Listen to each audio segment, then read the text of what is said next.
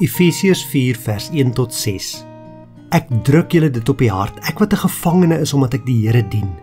Laat julle lewenswandel in ooreenstemming wees met die roeping wat julle van God ontvang het.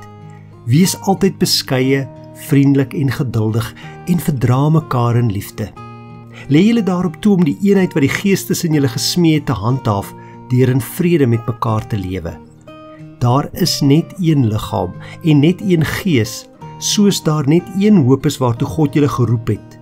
Daar is net een Here, een geloof, een doop, een God en Vader van almal, hy wat oor almal is, deur almal werk en in almal woon. Paulus sê ons lewe moet wys dat ons kinders van God is. Hy sê ons moet leef in ooreenstemming met die roeping wat ons van God ontvang het. Wat beteken dit? Dink so daaraan. Sê nou maar jy is 'n topsportman, 'n rugbyspeler en jy word gekies vir die Springbok span. Maar jy woon nie die oefeninge by nie. Jy dra die All Blacks se klere.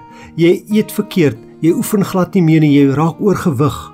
Wanneer ander mense na jou kyk, dan lyk jy nie soos 'n Springbok nie. Jy kan vir hulle sê, ja, ek is in die Springbok span, ek is gekies vir die Springbokke. Hulle gaan sê, ons glo jou nie, want kyk hoe lyk jy. Hoekom dra jy nie die Springbok klere nie? Hoekom eet jy nie? Hoekom oefen jy nie?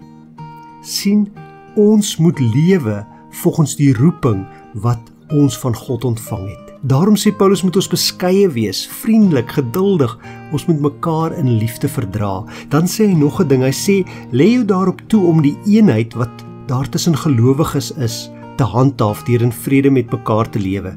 As jy 'n kind van God is jy deel van God se liggaam hier op aarde. Jy is deel van die kerk. En die Here wil hê ons moet hierdie eenheid wat daar tussen ons as ledemate van sy liggaam, van sy kerk is, moet ons handhaaf, ons moet dit uitbou, ons moet nie dinge doen wat dit afbreek nie, want God is nie verdeeld nie. Daarom sê die woord vir ons, daar's net een Gees, een Heilige Gees, daar's net een liggaam van Christus op aarde, daar's net een hoop, daar's net een Here, daar's net een doop, en ons het net een Vader. Daarom mag ons nie verdeeld wees nie, want God is nie verdeeld nie. En nou mag jy dalk vra, maar hoe kan ek dit regkry om die eenheid wat daar tussen my en ander gelowiges is te handhaaf? Die antwoord is wees beskeie, vriendelik, geduldig, verdra mekaar in liefde. Kom ons bid dit van die Here. Dankie Here dat ek deel is van u liggaam hier op aarde, omdat ek in u glo. Help my om die eenheid wat daar tussen my en ander gelowiges is te handhaaf. Help my om beskeie te wees, vriendelik te wees met almal wat my pad vandag kruis. Gee my geduld asseblief, Here, en help my om almal met liefde te verdra, veral hulle wat anders optree en anders dinge sê en doen as wat ek dit sou doen. Gee my daardie geduld en vermoë. Help my vandag om net vir u te leef. En nou wil ek net al die eer en al die lof aan u toebring, want daar is niemand soos u nie. U is groot, u is God, u is goed. Halleluja. Ek prys u naam.